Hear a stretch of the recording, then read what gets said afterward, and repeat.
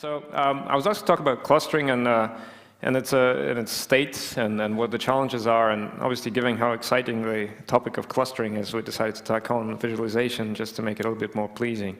So I'll start with this beautiful illustration from Gary Nolan's lab of mouse hematopoiesis, and it's just, I think, to me anyway, very pleasant to stare at. And it's important, to basically illustrate the heterogeneity effectively. And the clustering sort of comes into this. So the clustering, the main aim is very simple. I'm stating the obvious, to group similar cells. But how do we use it? What purpose essentially it serves? Well, one purpose is basically illustrating heterogeneity. So some of this has to do with visualization. So here we already have this force layout graph embedding of different cells. But some of the visualization methods will actually try to emphasize the clusters and will be built around maintaining cells within different clusters within certain positions in the visualization space, so you can make for more effective visualization. Clusters are very useful for navigating things. If I wanted to point at a certain place here, I could tell you that this is a cluster, pink cluster or a cluster number something. So in terms of actually navigating the space and communicating, what cells we're talking about, it's a very useful unit. I think the critical part, though, is assigning interpretation, at least at the current state. Here you see all these subpopulations, all these clusters labeled, and typically when people go through these single-cell data sets, the labeling is done in terms of clusters, even if they represent sort of, in this case, parts of continuous trajectory. So this is actually a CyTOF data. For the purposes of this talk, I'll focus on RNA-seq, on single-cell RNA-seq, because I think at least the initial iteration will have a lot of that data. So the next thing that clusters are used for, then, of more technical purposes, once we have the cluster formulated, we can use, for instance, the membership association of these cells to estimate some kind of a pooled signal. And that gives us a more precise expression profile, let's say, or CyTOF profile of that subpopulation, better defined. You could use it also for this kind of clustering for further downstream analysis, like differential expression, for instance, or for selecting markers for isolating these types of cells and so on. So these kind of purposes are important to keep in mind when we're going through different clustering methods. And doesn't work? Okay. So there are quite a few clustering methods. If you've seen, you've just seen the talk about different trajectory reconstruction methods, and these are much more exotic. So as you might imagine, there are 10 times more clustering methods. So I won't be able to go through all of them. I'll try to emphasize, I think, what are key distinctions between some of the classes of these approaches. Now, the important thing here is that the results of these different clustering methods will vary, not only depending on the methods, but often depending on the parameters you set to a method. It doesn't mean that all of them are wrong. For instance, there's some similarity between the answers. In some cases, similarity is very strong and obvious. In other cases, the similarity can be less apparent. There's actually, so Martin Hamburg actually made a SC3 package that tries to build consensus clustering out of multiple methods. So how to reconcile them and how to choose the appropriate clustering method has been a bit of an art. The important thing is that regarding if the data is good, regardless of the clustering method you choose, usually there's a set of stable features or groups that show up. All right, so first, very simple things. I kind of grouped them under direct clustering methods, so say hierarchical clustering in this case. There are many hierarchical clustering methods. Essentially here, this is work from Jay West's group. So we have the expression profiles of different genes. Genes are columns, cells are rows. And so there's some kind of a distance metric defined, in this case correlation metric on the genes, and we simply use the traditional hierarchical clustering methods to arrange the cells. And then you can cut the hierarchy at certain levels to actually determine the cluster. So simple approach, and visualization here sort of emphasizes, I think, more expression patterns than cells, but the cells are grouped in these clusters in a linear manner. All right, so there are second set of classes of sort of k-means or similar to k-means, very standard computer science algorithms for clustering things. This is an example from Alexander Adnarden's lab where they used k-means clustering on on a Euclidean distance on correlation measure. And I'm repeating these distance measures because I'll come back to them. So that allows you to basically come up with a discrete set of clusters. It's a partitioning method that essentially tries to, given the number of clusters, tries to ideally separate the cells within the space. PAM is a similar method where you could essentially give it an arbitrary distance measure. It's worth mentioning some of the more specialized algorithms, so backspin from Stan Linnerson's lab. So here shown in an example of a recent publication. So this is a biclustering method. Essentially, we're trying to separate the cells, which are columns in this case, as well as the genes that distinguish different subpopulations of cells. It's a recursive divisive method, so it tries to basically go and optimize, tries to partition the cells to optimize the correlation measure within the partition, and it can go in and divide multiple times a given subpopulation to generate these very, very detailed cluster profiles. The separate approach is density clustering, so that typically, I mean, the idea is very simple. You essentially try to look for a position in space, some kind of a space, where there's more cells than you would sort of expect, find peaks of this density, and call that a cluster. Typically, it's done in low-dimensional space. So in this case, from Aviv Reger's lab, so this is an initial illustration, application of Syrah. So in this case, we're dealing with t-SNE projection. You could project it to some other low-dimensional space. In principle, you could estimate density in high-dimensional space as well, although I haven't seen implementations like that. Finally, there's as Dana has mentioned, there's a very enthusiastic community based around graph-based clustering. So in this case, we represent cell similarity. We put it on a graph. This is work from Stan Linnerson lab from 2011, and they're looking at the ES and MEF cells, and then it's a k-nearest neighbor graph. In this case, we connect each cell with 5 closest neighbors based on the overall correlation profile of the expression. And so what we find is that the MEF cells, fibroblasts, they actually connect to each other, and then ES cells connect to each other, and so you have this very clear partitioning in this case.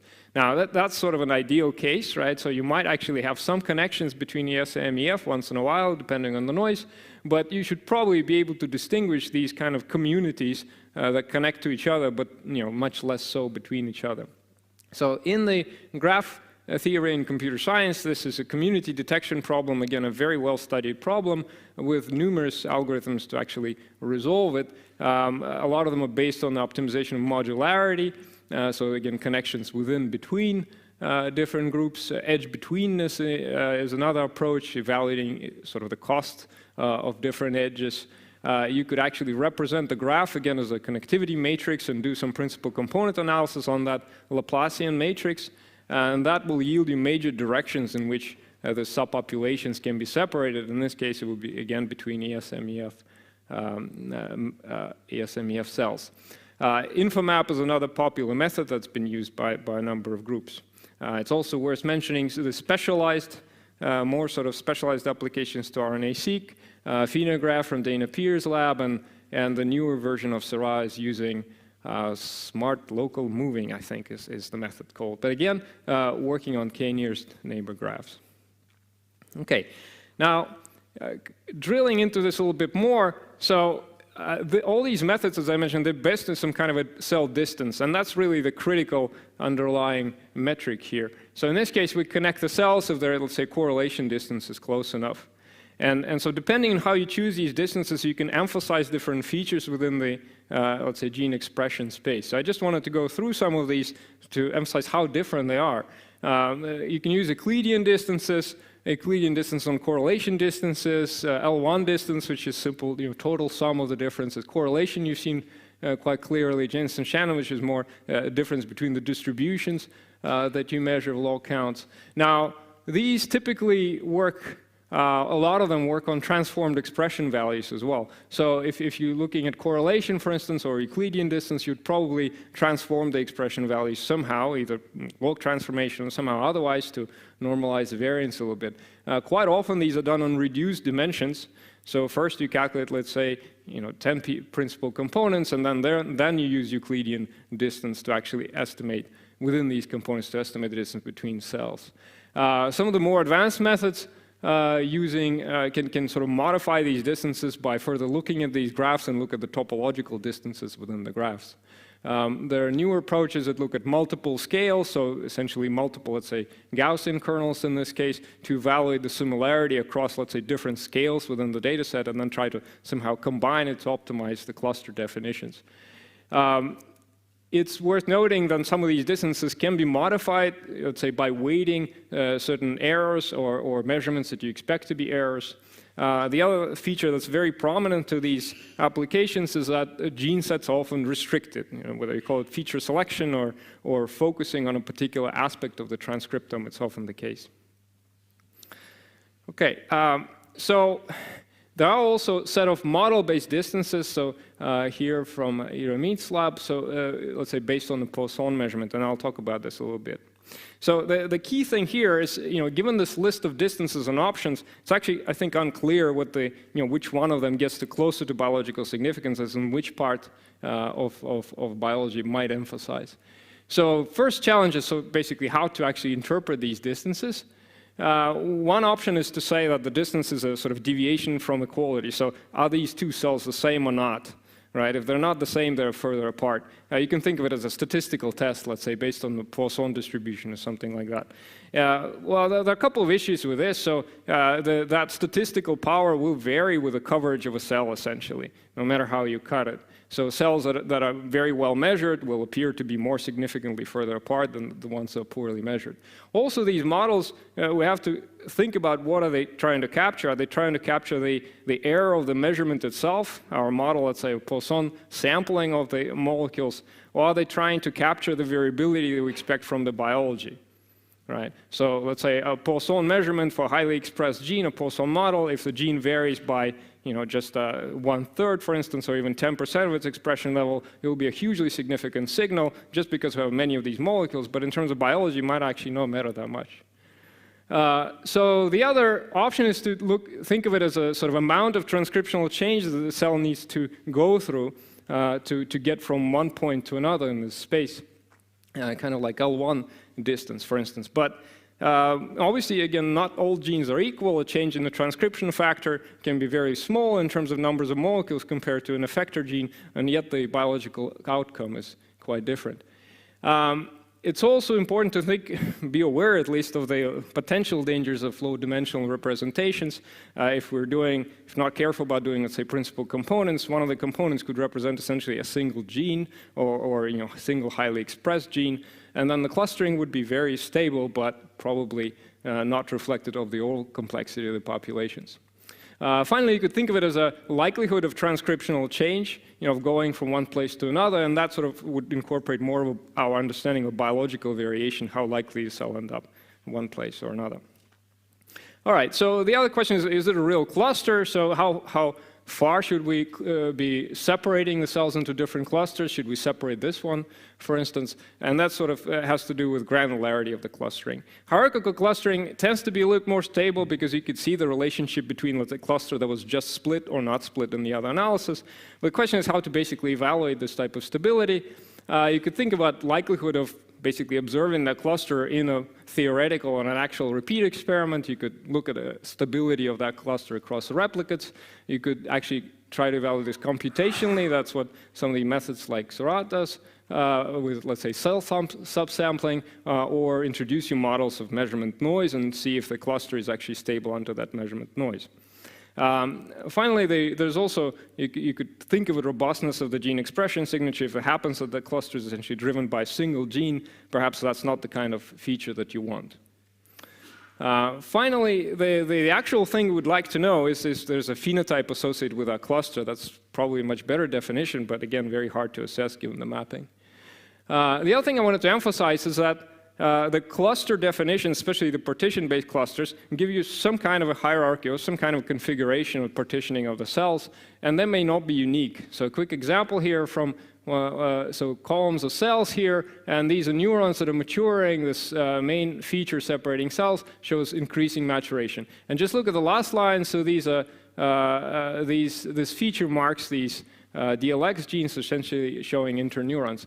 So if you run clustering, any clustering on this, you will see neuronal maturation, which is a true biological feature.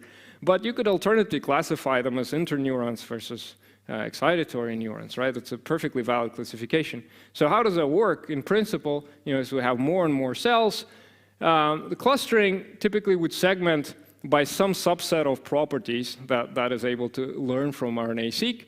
And in the limit, if we get more and more cells, it would be sort of a combination of all properties. But perhaps not all of these properties you actually want to see. More importantly, you'd like to have a visualization technique that shows you alternative ways of essentially classifying the cells. And just very quick example here with cell cycle, we have some kind of a population, we define the clusters, and if you look at the cell cycle signature, you see that basically that separation is a cell cycle separation, and actually this separation is also cell cycle separation. So we would like to have a visualization technique that actually allows you to capture the fact that these two groups are tied by a similar process, in this case, a state change of a cell. And then, of course, cell type, cell state. I think of it as a lighthearted kind of beer conversation at this point, as opposed to sort of the war of 16th and 17th century between biologists.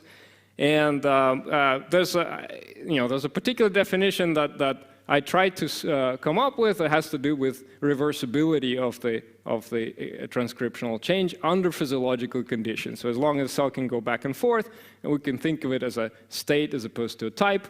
But I should just point out that none of this is universal. There will be a lot of exceptions that are very important for the biology. So ideally, you'd like to, as Amos pointed out, try to sort of predict the potential futures of the cell and classify it based on that.